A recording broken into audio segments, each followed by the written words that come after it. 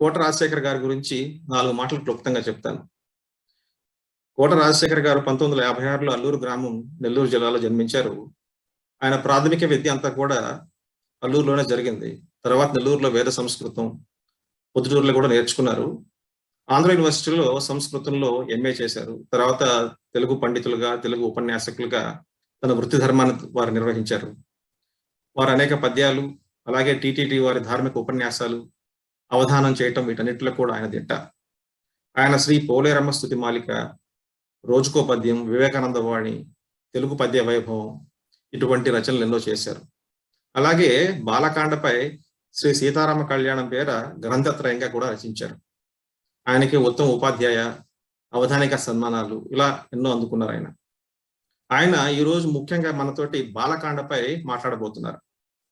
బాలకాండ గురించి నాకు తెలిసినటువంటి చిన్న విషయం ఏంటంటే, రామాయణం మొత్తం కూడా బాలకాండలో కనపడుతుంది సంక్షేప రామాయణ రూపంలో. అలాగే శ్రీరాముడు కేవలం మనిషిగా కాదు, పరబ్రహ్మ తత్వంగా అక్కడ మనకు కనపడతాడు. అలాగే రామాయణము అంటే ఋషి చెప్పినట్టు ధర్మాన్ని ఆచరించటం అని సామవేదం షణ్ముఖ శర్మ గారు ఒక ప్రసంగంలో అంటే విన్నాం. అంటే రాముని యొక్క బాటలో మనం నడవాలి అంటే ఋషి మార్గంలో నడవటం, దానికి కూడా నాంది బాలకాండలో ఉందని చెప్పారు. కాబట్టి బాలకాండని అనేక రకాలుగా అర్థం చేసుకోవచ్చు.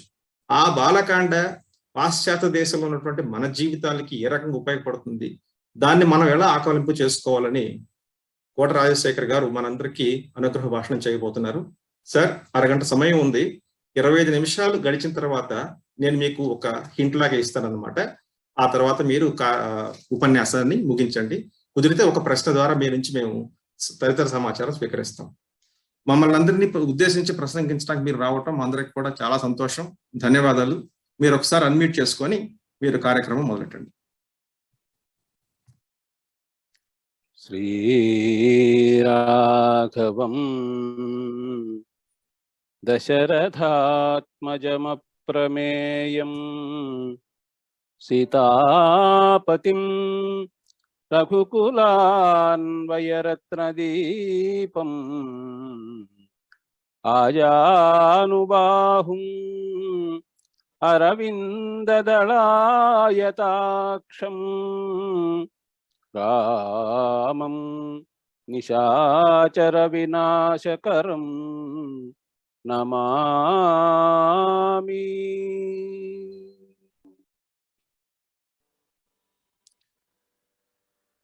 శ్రీరామనవమి సంబరాల సందర్భంగా అంతర్జాలంలో రామ భక్తులతో పాటు సమావేశాన్ని ఏర్పాటు చేసి నన్ను కూడా భాగస్వామినిగా చేసినటువంటి పెద్దలందరికీ ధన్యవాదాలు.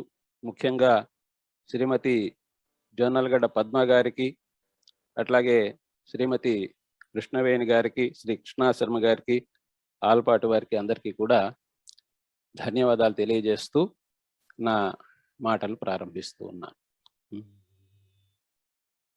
వేద వేద్యే పరే పుంసి జాతే దశరథాత్మజే వేదః ప్రాచేతసాదాసీత్ సాక్షాత్ రామాయణాత్మనా.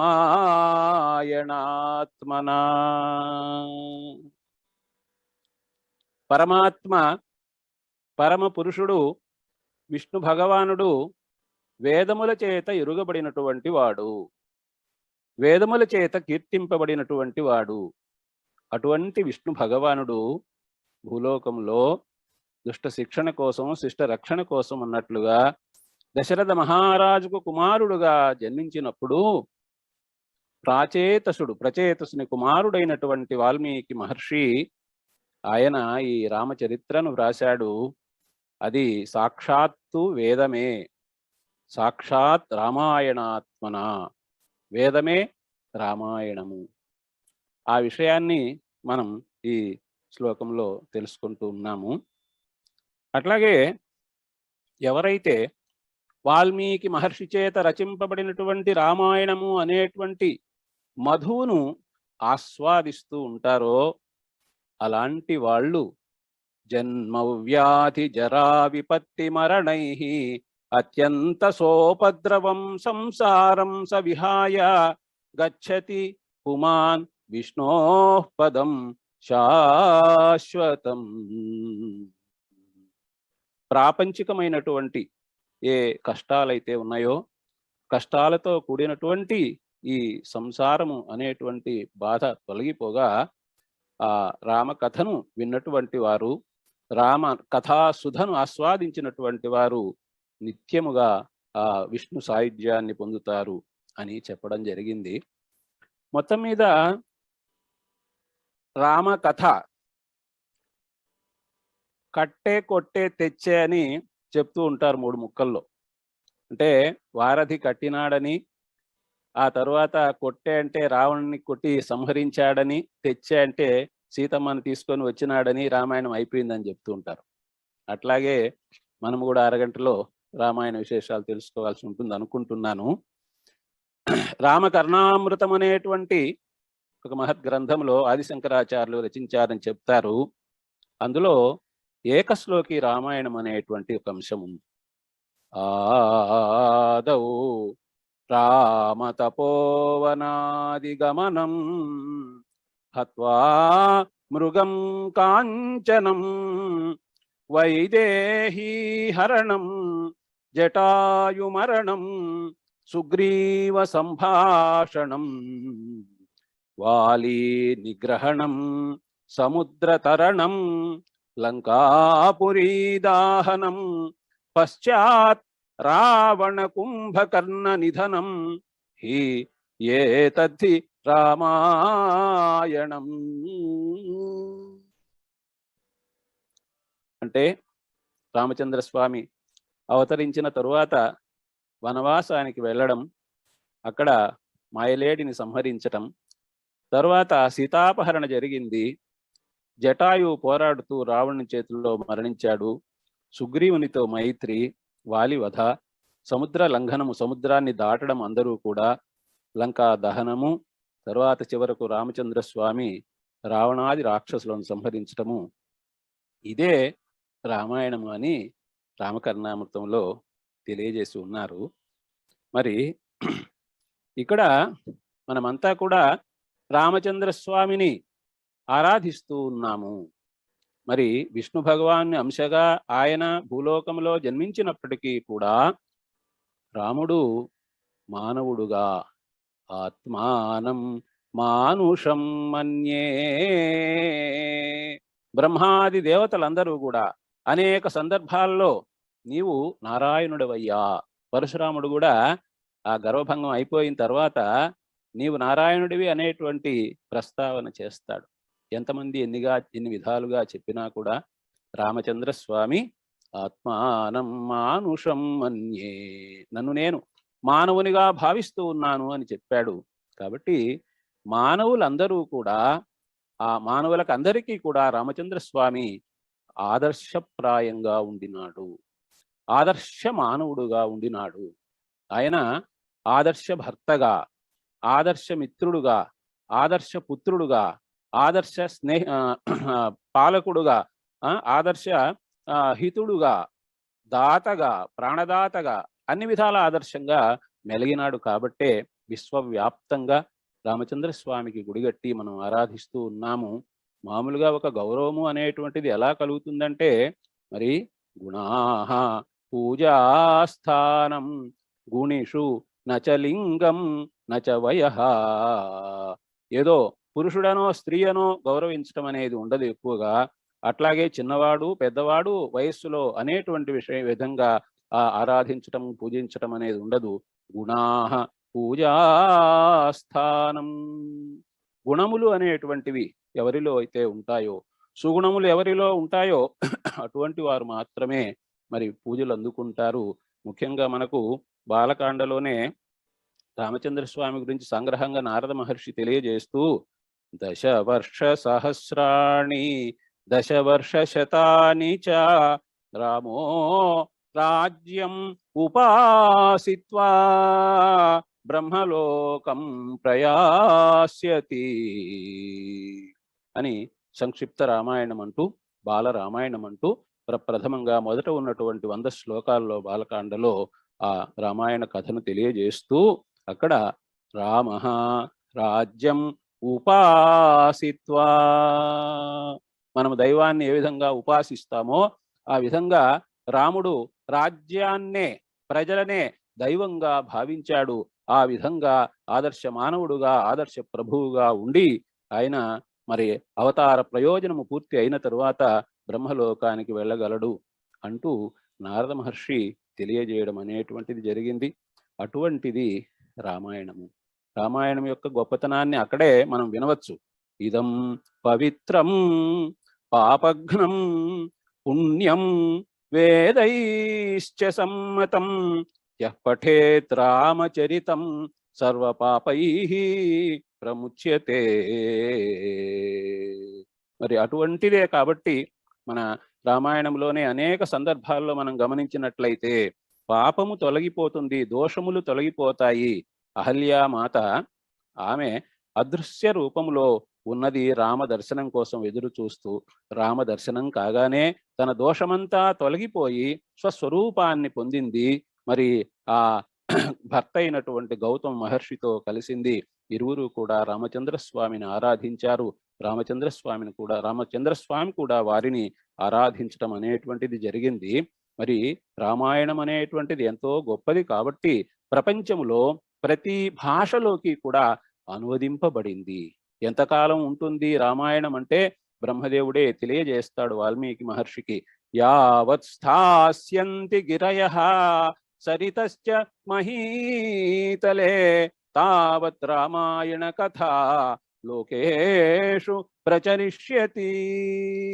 నదులు కొండలు ఉండేంత వరకు కూడా రామాయణం అనేటువంటిది ఉంటుంది అని వాల్మీకి మహర్షి 24,000 శ్లోకాలుగా 500 సర్గలుగా మరి 6 కాండలుగా రామాయణం రాశారు. ఉత్తరకాండ కూడా అదనంగా రాశారు. అటువంటి ఆ రామాయణంలో గాయత్రి మంత్రాక్షరాలు కూడా ఒక్కొక్క 1000 శ్లోకాలకు ఒక్కొక్క గాయత్రి మంత్రాక్షరం అనేటువంటిది నిక్షిప్తమైనటువంటిది.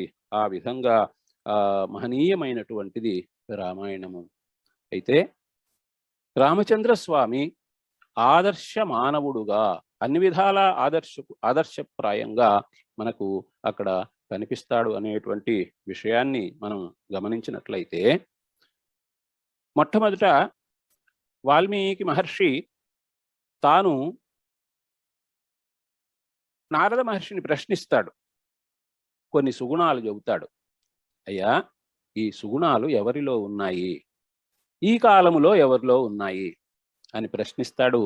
ఆ గుణాలు ఎంత గొప్ప గుణాలో, ఆ గొప్ప గుణాలని మనము జాగ్రత్తగా పరిశీలించినట్లయితే, మననం చేసుకున్నట్లయితే, అర్థం చేసుకున్నట్లయితే, ఆచరించేదానికి ప్రయత్నం చేసుకున్నట్లయితే, ప్రస్తుతము మరి యువత కానీ విద్యార్థులు కానీ మానవుల్లో ఏ వర్గం వాళ్ళైనా సరే సంపూర్ణంగా అన్ని విధాల విజయాన్ని తప్పకుండా సాధిస్తారు అనేటువంటి విషయాన్ని దృఢంగా చెప్పేదానికి అవకాశం ఉన్నది. ఆ 16 గుణాలు ఏమిటి, వాల్మీకి మహర్షి ఏ గుణాల గురించి అడిగాడు, నారద మహర్షి ఏ గుణాల గురించి చెప్పాడు, అన్ని గుణాలు ఉన్నటువంటి మహానుభావుడు ఎవరు అనేటువంటి విషయాన్ని ఒకసారి మనం పరిశీలిద్దాం. కోన్వస్మిన్ సాంప్రతం లోకే గుణవాన్ కశ్చ వీర్యవాన్ ధర్మజ్ఞశ్చ కృతజ్ఞశ్చ సత్యవాక్యో దృఢవ్రతః చారిత్రేణ చ కో యుక్తః సర్వభూతేషు కో హితః విద్వాన్ కః కః సమర్థశ్చ కశ్చ ఏక ప్రియదర్శనః ఆత్మవాన్ కః జితక్రోధః ద్యుతిమాన్ కః అనసూయకః కస్య బిభ్యతి దేవాశ్చ జాతరోషస్య సంయుగే అంటూ ఆయన అడిగినటువంటివి. గుణవంతుడెవరు, వీర్యవంతుడంటే పరాక్రమవంతుడెవడు, ధర్మజ్ఞుడెవడు, కృతజ్ఞుడెవడు, సత్యవాక్యాన్ని మాట్లాడేవాడెవడు, దృఢమైనటువంటి వ్రతం కలిగిన వాడెవడు, గొప్ప చరిత్ర కలిగినటువంటి వాడెవడు, అన్ని భూతముల ఎడల, మానవులే కాదు ఇతర ప్రాణుల ఎడల కూడా వాటి మేలు కోరుకునేటువంటి మహానుభావుడెవరు, విద్వాంసుడెవరు, సమర్థుడెవరు, చక్కని రూపం కలిగినటువంటి వాడెవడు, ఆత్మ జ్ఞానము ధైర్యము కలిగిన వాడెవడు, కోపాన్ని జయించినటువంటి వాడెవడు, తేజోవంతుడైన వాడెవడు, అసూయ ద్వేషములు లేనటువంటి వాడెవడు, ఎవరిని చూస్తే యుద్ధ రంగంలో దేవతలు కూడా భయపడి పారిపోతారో, ఇన్ని గుణాలు ఎవరిలో ఉన్నాయో తెలియజేయి అంటే నారద మహర్షి, అయ్యా వాల్మీకి, చాలా దుర్లభమైనటువంటి గుణాలను అడిగినావయ్యా. ఈ గుణాలు ఏదో 1, 2 అలా ఉండడం కూడా కష్టం. అటువంటిది 16 గుణాలు ఉన్నటువంటి వ్యక్తిని, ఈ కాలంలో ఉండేటువంటి వ్యక్తిని గురించి నీవు అడుగుతూ ఉన్నావా అని అన్నప్పుడు ఆయన అడుగుతున్నావు కదా, నేను చెబుతాను అని నారద మహర్షి తెలియజేయడం అనేది జరుగుతుంది. ఆయన 16 గుణాలు అడిగితే ఈయన 64 గుణాలు, ఇంకా 100కు పైగా గుణాలు కూడా చెప్పడం జరిగింది. ఆ సందర్భంలో నేను రాసినటువంటి సీతారామ కళ్యాణం అనేటువంటి బాలకాండ అనువాదంలో ఉండే పద్యాలు కూడా మీకు అప్పుడప్పుడు ప్రస్తావన చేసే ప్రయత్నం చేస్తాను. షోడశ గుణములు గలవాడు ఎవడని అడుగుచున్న వాల్మీకి ముని, రేడు శతాధిక గుణములవాడు ఆ రాముండు సూర్యవంశోద్భవుడు. 16 ఏమిటయ్యా, 116 గుణాలని కూడా చెప్పుకోవచ్చు అన్నట్లుగా ఆయన తెలియచేస్తాడు. మనకు ఎన్నో సందర్భాల్లో రామచంద్ర స్వామిని ఎంతోమంది ఈ గుణాల కారణంగానే గొప్పగా ప్రశంస చేసినట్లు మనకు తెలుస్తుంది. ఈ గుణాలను ఒకసారి మనం అవగాహనలోకి తెచ్చుకుంటే తప్పకుండా మనము కూడా అందరి నుండి గౌరవాన్ని పొందుతాం, పూజింపబడుతాం, విజయాన్ని సాధిస్తాం, అందరిలో కూడా ఉత్తమమైనటువంటి కీర్తిని పొందుతాం. ఏం గుణాలవి ఒకసారి చూద్దాం. ఈ గుణాలు మనకు రామాయణంలో ఎక్కడెక్కడ మరి ఎక్కువ సమయం లేదు కాబట్టి ఒక్కొక్క చోట ఒక్కొక్క గుణం అనేటువంటిది మనం తెలుసుకునేటువంటి ప్రయత్నం చేద్దాం. ఇప్పుడు మొదటిది గుణవంతుడు. గుణవంతుడు అంటే మంచి గుణములు కలవాడు, మంచి శీలము కలవాడు, సౌశీల్యవంతుడు. ఈ సౌశీల్యము అనే దానికి ఏమిటంటే మామూలుగా అధికారము అనేటువంటిది, విద్య అనేటువంటిది, సంపద అనేటువంటిది, రాజ్యం అనేటువంటిది, ఇవన్నీ ఎక్కువగా ఉంటే గర్వం ఉంటుంది. అటువంటి వాడు అందరితో కలవకుండా ఉంటాడు. అట్లా కాకుండా రామచంద్ర స్వామి ఎంత అధికారం ఉన్నా కూడా, ఎంత సంపద ఉన్నా కూడా అందరితో కలిసిమెలిసి ఉండేటువంటి వాడు. అందరూ కూడా యువరాజుగా రాముని చేయాలి అనే ఆలోచన వచ్చినప్పుడు అందరూ కూడా రాముని యువరాజు చేయండి అని ప్రత్యేకంగా చెప్పడం జరిగింది.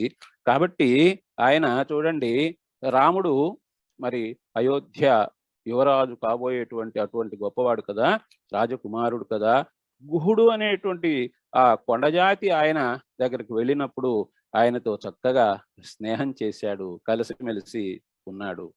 అట్లాగే శబరి అనేటువంటి ఆమె సేవ చేసేదానికి వస్తే కొండజాతి స్త్రీ అయినా కూడా, అంటే తన స్థాయి కన్నా తక్కువ స్థాయి ఉన్నా కూడా చక్కగా ఆమెను ఆదరించాడు, ఆశీర్వదించాడు.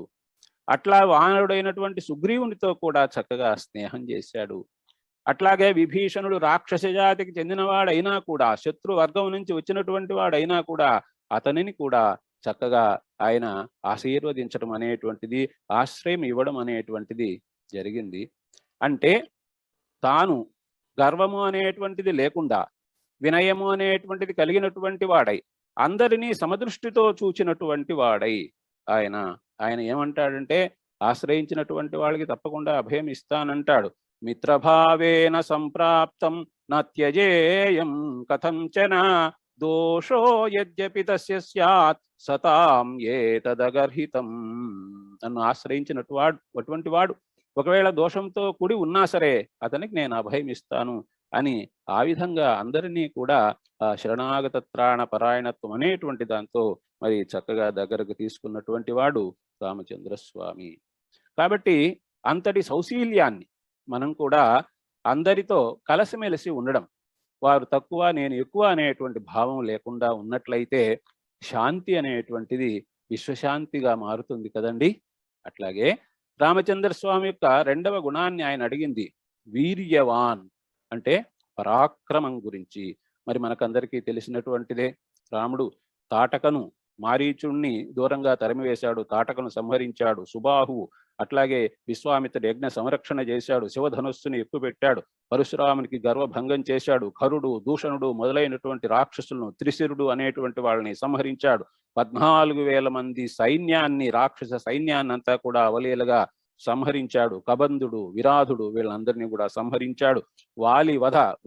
వాలిని వధించాడు. ఆ సందర్భంగా సుగ్రీవునికి నమ్మకం కలిగించేందుకోసంగా, తన బలాన్ని నిరూపించేదానికోసంగా అన్నట్లు దుందుబి అనేటువంటి వాని యొక్క కళేబరాన్ని కొన్ని యోజనాల అవతల పడేటట్లుగా ఆయన కాలితోనే అలా అని చూపించాడు. అట్లాగే 7 మధ్య చెట్లను కూడా ఒకే బాణంతో పడగొట్టాడు. కాబట్టి వీర్యవాన్, పరాక్రమవంతుడు అంటే మనకు తెలిసినటువంటిదే ఈ ఉదాహరణల ద్వారా. మనకి దాశరథి శతకాన్ని మనం గమనించినట్లయితే, దాశరథి శతకంలో మొత్తం రామాయణాన్ని, అంటే ఈ పరాక్రమము అనేటువంటిది వచ్చింది కాబట్టి ప్రస్తావన చేస్తున్నాను, రామావతార ఘట్టాన్ని అంతా దాశరథి శతకంలో ఒక పద్యంలో చెప్పారనమాట. దురమున తాటకందునిమి ధూర్జటి విల్దును మాడి సీతనున్ పరిణయమంది తండ్రి పనుపన్ ఘన కానన భూమికేగి దుస్తర పటు చండ కాండ కులిశాహతి రావణ కుంభకర్ణ భూధరముల కూల్చితీవె కదా దశరథి కరుణాపయోనిధి. అంటే ఇక్కడ వీర్యవాన్ అనేటువంటిది పరాక్రమం. ఈ పద్యంలో చక్కగా పరాక్రమాన్ని తెలియజేస్తూ మొత్తం రామావతార ఘట్టాన్నంతా కూడా ఆయన తెలియజేయడం అనేటువంటిది జరిగింది. అట్లాగే 3వ గుణం దగ్గరికి వస్తే ధర్మజ్ఞుడు, ధర్మం చక్కగా తెలిసినటువంటి వాడు. మరి ఈ మాట మనము ఏదో గౌరవం కోసము, అభిమానం కోసము, అనురాగంతో చెబుతున్నామని కాదు, రాక్షసుడైనటువంటి మారీచుడు కూడా చెప్పినటువంటి మాట. ఇక ప్రత్యేకంగా ధర్మాత్ముడు రాముడు అని మనము చెప్పవలసినటువంటి అవసరం లేదు. ఆ మారీచుడు అంటాడు, రామో విగ్రహవాన్ ధర్మ సాధు సత్యపరాక్రమ రాజా సర్వస్య లోకస్య దేవానాం మఘవానివా. దేవతలందరికీ ఇంద్రుడు ఎలాంటి వాడో అలాంటి వాడయ్యా, లోకానికంతా రాజు అయ్యేటువంటి లక్షణాలు కలిగినటువంటి వాడయ్యా, ధర్మస్వరూపుడు, సాధువైనటువంటి వాడు, సత్య పరాక్రమం కలిగినటువంటి వాడు అని. కాబట్టి రామచంద్ర స్వామి యొక్క ఆ ధర్మజ్ఞత్వము అనేటువంటిది, ఆయన వనవాసానికి వెళ్ళాలి అనేటువంటి పరిస్థితి వచ్చినప్పుడు ఏమాత్రం బాధపడకుండా, సరేనంటే కౌసల్యమాత, లక్ష్మణుడు వీళ్ళందరూ కూడా కాదంటూ ఉన్నటువంటి సందర్భంలో కూడా కౌసల్యమాతతో అంటాడు, పితృవాక్య పరిపాలన అనేటువంటిది చాలా గొప్పది, అందువలన నేను తండ్రి మాటను తప్పకుండా వినాలి, తండ్రిని కూడా సత్యవంతుణ్ణి చేయాలి కదా నేను అంటూ, మన వంశములోనే కూడా మరి సగర చక్రవర్తి యొక్క కుమారులు 60,000 మంది సగర చక్రవర్తి ఏం చెబితే అది చేశారు. వాళ్ళు ఆ అశ్వాన్ని వెతికే దానికోసంగా భూమిని త్రవ్వి, ఆ త్రవ్వేటప్పుడు ఎంతో మందిని వధించడం జరిగింది. అన్నిటికీ ఒడిగట్టి కూడా వాళ్ళు భూమిని త్రవ్వి ఆ అశ్వం కోసం వెతకడానికి వెళ్ళారు. అట్లాగే కండుడు అనేటువంటి వాడు కూడా మరి తండ్రి చెప్పినాడని ఎంత పనైనా చేసేదానికి సిద్ధమయ్యాడు. పరశురాముడైతే మరి తల్లి శిరస్సును ఖండించేదానికి సిద్ధమయ్యాడు. తర్వాత ఆయన ప్రార్థనతో మళ్ళీ ఆమెని బ్రతికించడం జరిగింది. మొత్తం మీద పితృవాక్య పాలన అనేటువంటిది ఎంతో గొప్పది అనేటువంటి విషయము.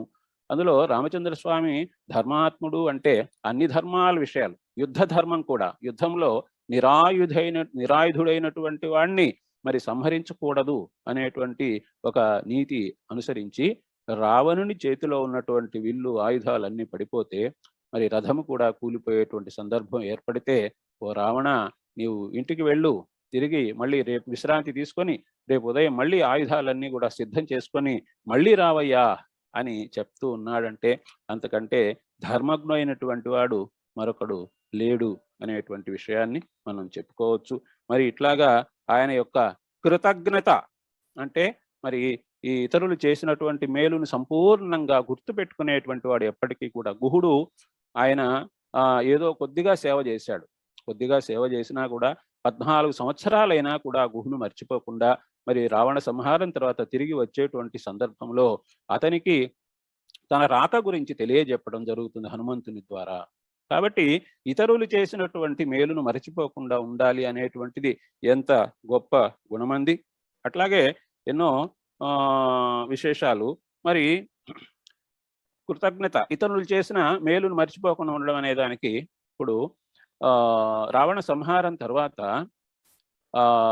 సీతమ్మ అగ్ని ప్రవేశం తర్వాత అప్పుడు దేవతలందరూ కూడా బ్రహ్మ మొదలైన వాళ్ళందరూ, ఇంద్రుడు మొదలైన వాళ్ళు వచ్చినప్పుడు ఇంద్రుడు రామ వరం కోరుకోవయ్యా అంటే రాముడు వానరులు తనకు చేసినటువంటి మేలును ఒక్కసారి గుర్తుకు చేసుకుంటూ తన కోసంగా ప్రాణాలు కోల్పోయారు కదా వాళ్ళంతా, ఆ వానరులందరినీ బ్రతికించమని ఇంద్రుడిని కోరుకుంటాడు.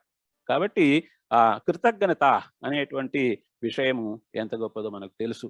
అట్లాగే సత్యవాక్ పరిపాలకుడు రాముడు అనేటువంటి విషయానికి వచ్చినట్లయితే ఆయన కైకమ్మ పిలిచి నీవు ప్రతిజ్ఞ చేసినట్లయితే తండ్రి ఏమి కోరుకున్నాడు, ఏం వరాలు ఇస్తాడు అనేటువంటి మాట చెబుతాను అంటే తల్లి దగ్గర ఆమె ఆ రామచంద్రుడు అంటాడు, అగ్నో యదభికాంక్షితం కరిష్యే ప్రతిజానే చ రామో ద్విహి నాభిభాషతే. అమ్మా ఈ రాముడు 2 మాటలు మాట్లాడమ్మా, ఒకే మాట మీద ఉంటాడమ్మా. నేను తప్పకుండా తండ్రి ఏమిచ్చినా, ఏ వరం ఇచ్చినా నేను నన్ను ఆచరించేదానికి సిద్ధంగా ఉన్నాను. సత్యమే అన్నిటికీ మూలము. సత్యమూలాని సర్వాణి సత్యాన్నాస్తి పరంతపః. సత్యాన్ని ఆచరించటం కంటే మరొక తపస్సు అనేటువంటిది లేదు. అన్నిటికీ మూలము సత్యము అనేటువంటి విషయాన్ని తెలియజెప్పడం జరిగింది. అట్లాగే దృఢవ్రతుడు తాను పితృవాక్య పరిపాలన చేస్తూ 14 సంవత్సరాలు అడవిలో వనవాసం చేయాలనుకున్నాడు. ఎంతో మంది వచ్చి భరతుడొచ్చి నేరుగా రమ్మన్నాడు, కాదన్నాడు. కౌసల్యమాత అడిగినా కాదన్నాడు. జాబాలి అనేటువంటి మహర్షి నాస్తిక వాదాన్ని అనుసరించి అసలు ఈ ధర్మం లేదు, ఏమీ లేదు, నువ్వు పెద్ద కొడుకువి కాబట్టి నీవు రాజ్యం పరిపాలించు, అందరినీ జయించు అని చెబితే అవన్నీ కూడా సరి అయినటువంటివి కావుదు అని ఖండించాడు జాబాలి మహర్షి యొక్క వాక్యాన్ని. వశిష్ఠుడు రమ్మన్న పోలేదు. కాబట్టి దృఢమైనటువంటి వ్రతం. మనం కూడా ఏదైనా ఒక నిర్ణయం అనేటువంటిది తీసుకున్నప్పుడు ఏదో చిన్న చిన్న కారణాల కోసంగా మళ్ళీ దాన్ని విడిచిపెట్టకుండా అనుకున్నటువంటి పనిని సాధించాలి అనేటువంటి విషయము మనకు రామచంద్ర స్వామి ఆదర్శంగా నిలుస్తాడు. కాబట్టి దాన్ని తెలుసుకోవాల్సినటువంటి అవసరం ఉన్నది. అట్లాగే రాముని చరిత్ర చాలా గొప్పది. ఆయన మృదుభాషి, చాలా మృదువుగా మాట్లాడతాడు, మధురంగా మాట్లాడతాడు. ఇతరులు మాట్లాడేటప్పుడు ఆయన ముందు మాట్లాడొచ్చు కదా, నేను తర్వాత మాట్లాడొచ్చు అనుకోకుండా తానే ముందు మాట్లాడేటువంటి వాడు, చిరునవ్వుతో మాట్లాడేటువంటి వాడు, అవతల వాళ్ళ హితమును కోరి మాట్లాడేవాడు. మృదుభాషి, మధుర భాషి, పూర్వభాషి, స్మితభాషి, హితభాషి.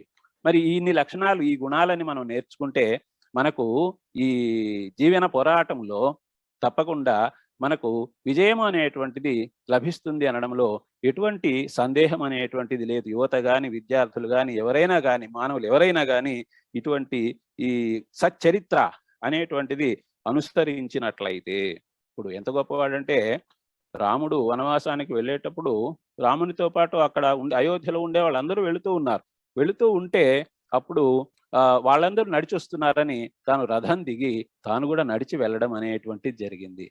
కాబట్టి ఆ సచ్చరిత్ర అనేటువంటిది ఎంతో గొప్పది. అట్లాగే సర్వభూత హితుడు, లోకములో అందరినీ కూడా, మానవులనే కాదు అన్ని ప్రాణుల ఎడలా కూడా గొప్పగా ఆయన చూడండి, సముద్రం మీద బాణం వేసేదానికి సిద్ధమయ్యాడు. సముద్రుడు వచ్చి మాట్లాడిన తర్వాత, శాంతించిన తర్వాత ఆ బాణాన్ని ఎక్కడ వేయాలి బ్రహ్మాస్త్రాన్ని అంటే ద్రుమకుల్యము అనేటువంటి ప్రదేశంలో రాక్షసులు ఉన్నారు, వాళ్ళ మీద ప్రయోగించమంటే ప్రయోగించాడు. ప్రయోగించిన తర్వాత అక్కడంతా కూడా భస్మీపటలమైనంత పరిస్థితి ఏర్పడితే అక్కడ మళ్ళీ కూడా ఆ ప్రదేశం అంతా సస్యశ్యామలంగా ఉండాలి, పక్షులు ఇటువంటి అన్నీ కూడా చక్కగా ఉండాలి, మరి జీవన అవకాశాలు ఎక్కువగా ఉండాలి అని కోరుకున్నాడు. అది నెరవేరింది. అంటే సర్వభూత హితుడు అనేటువంటి మాటని ఆ విధంగా చెప్పవచ్చు. అట్లాగే విద్వాంసుడు, వేదాంగాలు అన్నీ చదివినటువంటి వాడు, ఉపనిషత్తులు అన్నీ చదివినటువంటి వాడు, వాటిలో ఉండే సారాంశం తెలిసినటువంటి వాడు. అట్లాగే సమర్థుడు, ఏ సమయంలో ఏ పనిని ఎలా నిర్వహించాలి అనేటువంటిది చక్కగా తెలిసినటువంటి వాడు.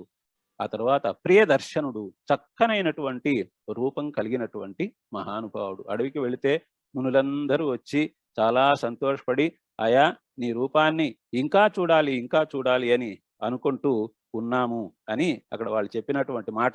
వేద వేదాంత వేద్యాయ మేఘశ్యామలమూర్తయే పుంసాం మోహన రూపాయ పుణ్యశ్లోకాయ మంగళం పుంసాం మోహన రూపాయ. పురుషులకు కూడా మోహాన్ని కలిగించేటువంటి దివ్యమంగళమైనటువంటి స్వరూపం కలిగినటువంటి వాడు. అట్లాగే ఆత్మవాన్ అంటే ధైర్యాన్ని కలిగి ఉండడం. ఏనాడు కూడా ఎంతమంది రాక్షసులు వచ్చినా కూడా భయపడినటువంటి విషయం లేనే లేదు. అట్లాగే జితక్రోధ క్రోధాన్ని జయించినటువంటి వాడు. మనమందరము కూడా కోపానికి వశమై అయ్యో తొందరపడ్డాను కోపడ్డానని తర్వాత బాధపడుతూ ఉంటాం. అట్లా కాకుండా మనం కోపానికి బానిసలమైతే కోపాన్ని బానిసగా చేసుకున్నటువంటి మహానుభావుడు రామచంద్రస్వామి. ఈ ఒక్క గుణాన్ని మనం ఆచరించగలిగితే మనకు అన్ని విధాల ఆరోగ్యం కూడా, కోపం కారణంగానే శరీరంలో అనేక మార్పులు వచ్చి అనారోగ్యం వచ్చి మరి అనేక ఇబ్బందులు కలుగుతూ ఉన్నాయి కదా. కాబట్టి కోపాన్ని జయించడం అనేటువంటిది రామచంద్రస్వామిని చూచి మనం నేర్చుకున్నట్లయితే, ఇప్పుడు రామచంద్రస్వామి సుగ్రీవుడు అనుకున్న సమయంలో అనుకున్న పని నెరవేర్చడం లేదు, సీతాన్వేషణ అనేటువంటిది అనుకున్నప్పుడు లక్ష్మణునితో చూచి, ఓ లక్ష్మణ వెళ్ళు సుగ్రీవునితో చెప్పు, వాలి వెళ్ళినటువంటి దారి ఇంకా మూసుకోలేదు, ఆ ఒక్క మాట అతనికి చెప్పు అని అంటాడనమాట. అంటే ఆ విషయాన్ని కూడా ఒక శాంత స్వరూపంలో చెప్పినట్లే అన్నమాట. మొత్తం ఆ విషయం సారాంశం మాత్రం ఒకటే. కాబట్టి కోపాన్ని తన అదుపులో ఉంచుకునేటువంటి వాడే రామచంద్ర స్వామి. మనము ఆ విధంగా కోపాన్ని అదుపులో ఉంచుకోగలిగినట్లయితే, తన కోపమే తన శత్రువు అని అంటూ ఉంటాం కానీ మరి కోప్పడుతూ ఉంటాము. అది ప్రతి ఒక్కరికి ఉన్నటువంటి బలహీనత అని నేను అనుకుంటూ ఉన్నాను. కాబట్టి ఇంకా ద్యుతిమాన్ చాలా గొప్ప తేజస్సు కలిగినటువంటి వాడు రామచంద్ర స్వామి. ఆయన్ని చూస్తే అందరూ కూడా, ఇంతకుముందు మనం అనుకున్నాము ప్రియదర్శనుడని, తేజస్సు కూడా ఎంతో గొప్పది. రామచంద్ర స్వామిని చూచినప్పుడు విశ్వామిత్ర మహర్షి వచ్చిన తర్వాత, ఈ రాముడు చిన్న బిడ్డ కదా ఎట్లా పంపించేదంటే, ఈ రాముడి సంగతి నాకు తెలుసు, అట్లాగే ఇక్కడ ఉన్నటువంటి వశిష్ఠుడు మొదలైనటువంటి వాళ్ళకి తెలుసు, నీకు తెలియకపోవచ్చు అని ఆ తేజస్సును గురించి చక్కగా వర్ణించి ఇతడొక్కడే యజ్ఞ సంరక్షణ చేయగలడు అని చెప్పడం జరిగింది. అట్లాగే అసూయ లేనటువంటి వాడు. మనం సాధారణంగా ఇతరుల సంపదలను చూసి అసూయ పడుతూ ఉంటాము, ద్వేషము అనేటువంటిది కూడా పెంచుకుంటూ ఉంటాము. ఇప్పుడు ఎవరైనా ఒక మన వైపు నిందా విషయంగా మనకు అపకారం చేస్తే, ఆ అపకారములో కూడా ఉపకారం ఉంది అని మాట్లాడగలగడం అనేటువంటిది మరి అనసూయత్వము అనేటువంటిదిగా చెప్తారు. కైకమ్మ అడవులకు పంపించింది. అడవులకు పంపిస్తే ఆ భరతుడితో చెబుతాడు, ఈ విధంగా కైకమ్మ అడవులకు పంపించింది కాబట్టే నేను ఇక్కడ ఉన్నటువంటి మునులందరి యొక్క దీవెనలను తీసుకోగలిగాను, మహాత్ములైన మునుల దర్శనాన్ని పొందాను, మునులందరికీ కూడా అభయాన్ని ఇచ్చాను, రాక్షస సంహారం చేశాను, కాబట్టి ఇదంతా నాకు కలిగినటువంటి ప్రయోజనము అని కైకమ్మను ఏ విధమైన మాట అనవద్దు, విధి ప్రేరితమై ఆ విధంగా ఆమె మాట్లాడింది కానీ బుద్ధిపూర్వకంగా కాదు అని భరతునికి నచ్చజెప్పి కైకమ్మను ఏమి అనవద్దు అన్నాడంటే, ఇంతటి గొప్ప గుణము మనకు ఉంటే మరి అవతల వాళ్ళల్లో ఎప్పుడూ తప్పులు మనం ఎంచుతూ ఉంటాము. అట్లా తప్పులు ఎంచకుండా అపకారం మనకు చేసినా అవతల వాళ్ళలో ఉండేటువంటి అపకారం వలన కలిగినటువంటి గుణాలని గొప్పగా చూపిస్తూ అవతల వాళ్ళని మరి ఏమీ అనకుండా ఉండడం అనేటువంటిది ఎంత గొప్ప గుణమో కదా. కాబట్టి ఆ విధంగా అనసూయత్వము అనేటువంటిది. తర్వాత దేవతలు కూడా భయపడేటువంటి దృష్టి యుద్ధరంగంలో కోప కాబట్టి రావణుడే దేవతలందరినీ భయపెట్టినటువంటి రావణుడే ఆ విధంగా మరి రామునికి భయపడ్డాడు, యుద్ధంలో మరణించాడు అంటే అది. కాబట్టి రామచంద్ర స్వామి యొక్క గుణాలు ఈ విధంగా మనం తెలుసుకున్నాం కదా. ఇన్ని గుణాలలో మనము కనీసం ఒక గుణమైనా మరి నేర్చుకున్నట్లయితే ఇప్పుడు తప్పనిసరిగా లోకంలో మనము సౌశీల్యము, స్నేహశీలత, కృతజ్ఞత, ఏకపత్ని వ్రతము, దృఢ దీక్ష, ఆదర్శవంతమైనటువంటి గుణాలు, అన్నదమ్ముల ప్రేమ అనురాగాలు, తల్లిదండ్రుల మీద భక్తి, పితృభక్తి, మాతృభక్తి, గురుభక్తి, ఇవన్నీ కూడా చిన్న పెద్ద లేకుండా అందరితో సమానంగా కలిసిమెలిసి ఉండడము అనేటువంటివి మనం తప్పకుండా మరి చూడవలసినటువంటి అవసరం ఉన్నది. ఇలాంటి ఈ సన్నివేశ సందర్భంలో నేను మరి శ్రీరామనవమి సందర్భం కాబట్టి రామ జననం గురించి నా బాలకాండలో రాసినటువంటి 1-2 పద్యాలు మీకు వినిపించే ప్రయత్నం చేస్తున్నాను. రామ జననం. క్రతువు పూర్తి అయినంత షడ్ఋతువులేగా జగతి పులకింప చైత్రమాసమునందు చంద్రుడలరారు కృష్ణపక్షమునందు జగములకు నాథు రాము కౌసల్యగనియే భువనములు పొంగిపోవగా నవమియందు కన పునర్వసునామ నక్షత్రమందు ప్రజలు మురియ కర్కాటక లగ్నమందు సాధుమూర్తిని రాము కౌసల్యగనియే. ఈ విధంగా మరి ఆ సీతారామ కళ్యాణం అనేటువంటి పేరుతో బాలకాండ అనేటువంటి దాన్ని తెలియజేయడం జరిగింది. అట్లాగే ఒక్క పద్యంతో నా మాటలు పూర్తి చేసే ప్రయత్నం చేస్తున్నాను. మనకి కన్యాదానం చేసేటప్పుడు మనకు ఆహ్వాన పత్రంలో కూడా సీతారామ కళ్యాణం గురించి చెప్పారు కాబట్టి, బొమ్మ వేశారు కాబట్టి ఒక్క పద్యం వినిపిస్తున్నాను. జనక మహారాజు అంటాడు రామచంద్ర స్వామి దగ్గర, ఇయం సీత మమ సుత సహధర్మచరీతవా ప్రతీచ్ఛ చైనాం భద్రం తే పాణిం గృహీష్వ పాణినా పతివ్రత మహాభాగా ఛాయేవానుగతా సదా. ఈమె పతివ్రతగా ఉండి ఛాయవలే నీడవలే నిన్ను అనుసరిస్తుంది. ఆ విధమైనటువంటి ఆ భావన అనేటువంటిది లోకానికి ఎంతో మేలు చేస్తుంది. నీడవలే అనుసరిస్తుంది, భార్య భర్తను నీడవలే అనుసరిస్తుంది అనేటువంటి మాటను మనం ఆదర్శంగా తీసుకున్నట్లయితే ఇదే విషయం చూడండి నా పద్యంలో.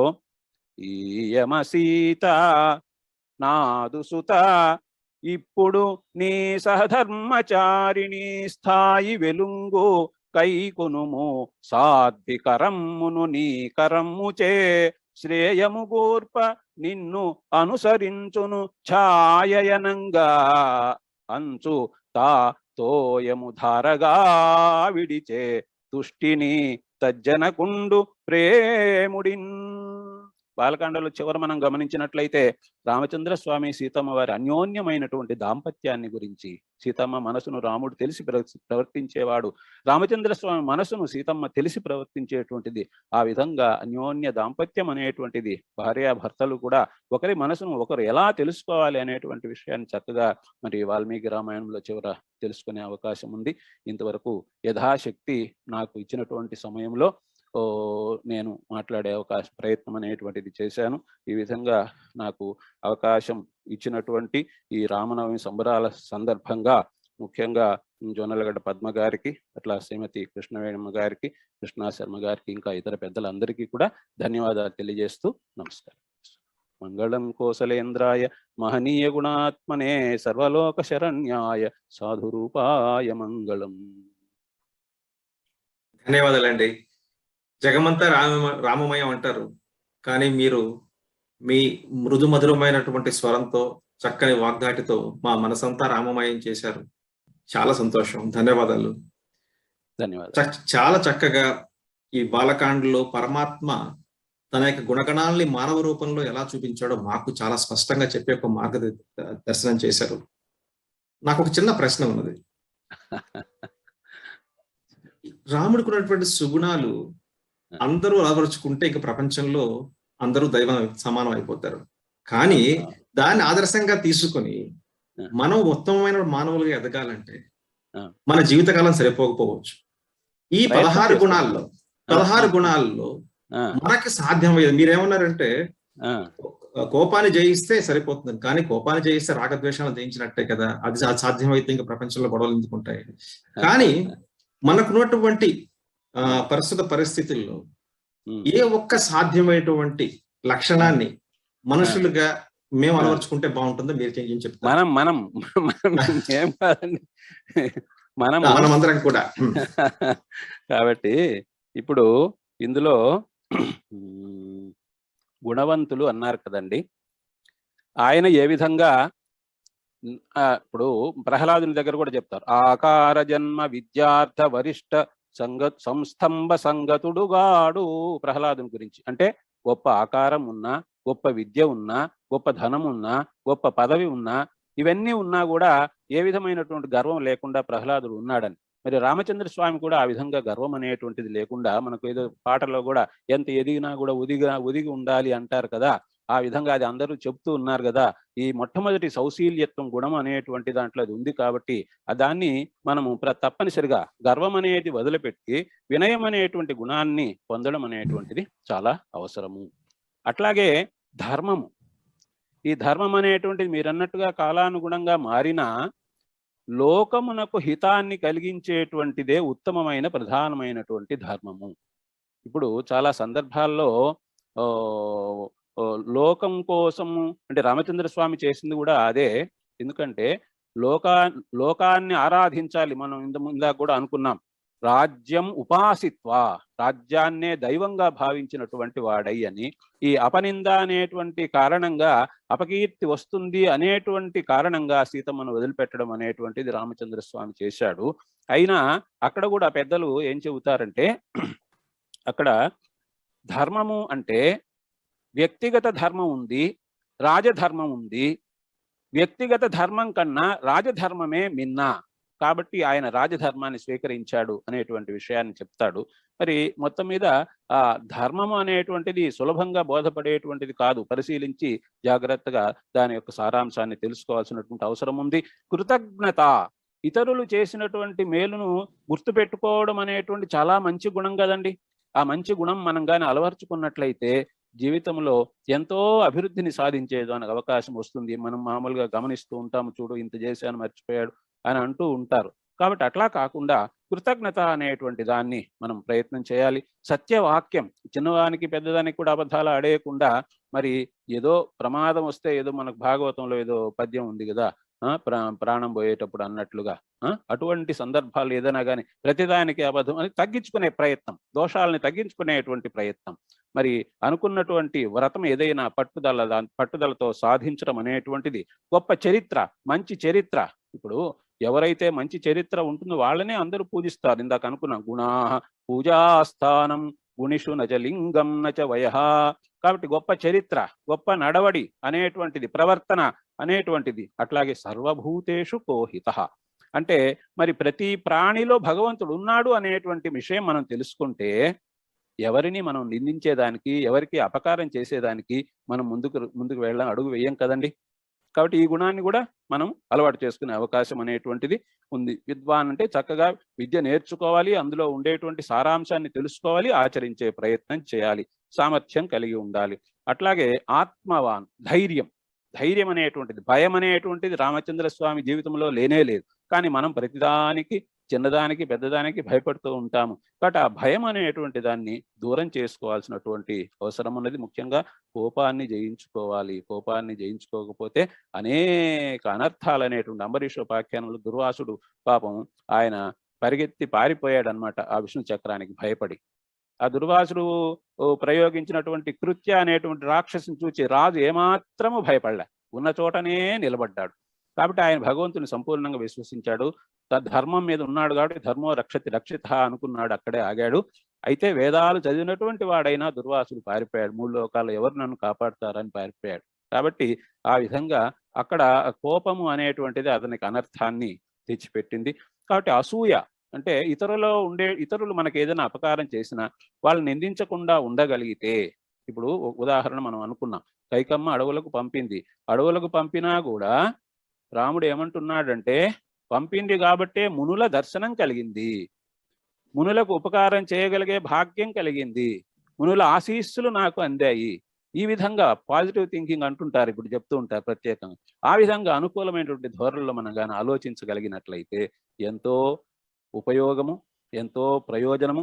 ప్రతి ఒక్కరూ 100కి 100 పాళ్ళు ఉన్న స్థితి నుంచి ఉన్నత స్థితికి చేరుకునేదానికి తప్పకుండా అవకాశం అనేటువంటిది ఉంటుంది అని నేను సంపూర్ణంగా నమ్ముతూ ఉన్నాను. శ్రీరామచంద్ర శ్రీతపారిజాతః సమస్త కళ్యాణ గుణాభిరామః సీతాముఖాంభోరుహ చంచరీకః నిరంతరం మంగళమాతనోతు. చాలా అద్భుతంగా సెలవిచ్చారండి. శ్రీరాముని గుణగణాల్లో ఒకటనే కాదు, అన్ని అలవర్చుకోవడానికి మనం ప్రయత్నం చేయాలని మీరు అందరికి కూడా దిశానిర్దేశం చేస్తూ ప్రసంగించినందుకు ధన్యవాదాలు. కానీ ఈ ప్రసంగం చెప్తూనే మీరు అందులో ఒక పాయింట్ తర్వాత డిస్కషన్కి వెళ్ళారు. శ్రీరామచంద్రుడి గురించి ఆ ఆయన గుణగణాల విషయంలో ఎటువంటి చర్చకి ఆస్కారం లేదు. కానీ ఉత్తమమైనటువంటి భర్త అనే విషయంలో మాత్రం ఈ సమాజంలో, ఎస్పెషల్లీ భారతదేశంలో తరతరాలుగా చర్చ నడుస్తోంది, ఇప్పటికీ నడుస్తోంది. కాబట్టి సూపర్ఫిషియల్ గా చూసినప్పుడు శ్రీరామచంద్రుని యొక్క తత్వంలో ఉత్తమమైన భర్త విషయంలో సందేహాలు ఉన్నాయి. ఆ సందేహాలు నివృత్తి చేసుకోవడానికి మేము తర్వాత ఆలపాటి గారిని ఆహ్వానించాము. మీరు మీ ప్రసంగంలో తర్వాత ప్రసంగానికి కూడా మీరు దారి చూపించినందుకు ధన్యవాదాలు. Thank you so much sir.